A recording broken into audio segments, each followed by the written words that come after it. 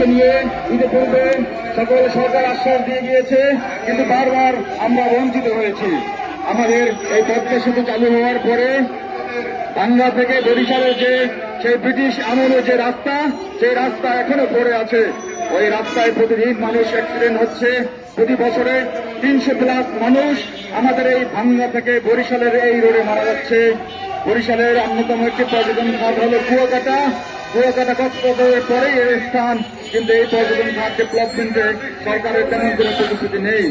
এর আগে শুনেছিলাম যে বরিশালের 6 লেনের রাস্তার কার্যক্রম শুরু হবে, কিন্তু ইদানিং আপনাদের মাধ্যমে জানতে পেরেছি উক্ত কাজটি স্থগিত হয়ে আছে।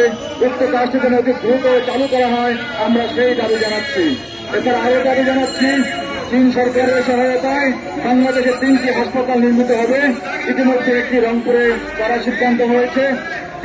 বাকি 2টি থেকে একটি যেন অবশ্যই বরিশালে করা হয়, সেই দিকে আমরা সরকারের দিকে আবেদন জানাচ্ছি। আপনাদের মাধ্যমে আজকের দাবি দেওয়া আমরা সরকারের কাছে পৌঁছে দিতে যাচ্ছি। আর আজকের আমাদের প্রধান অতিথি মহোদয়, তিনি আমাদের সম্পর্কে বরিশালের যত দাবি দেওয়া আছে সেগুলো সম্পর্কে তিনি বলবেন। এই বলে আমি আমার বক্তব্য শেষ করছি। আসসালামু আলাইকুম।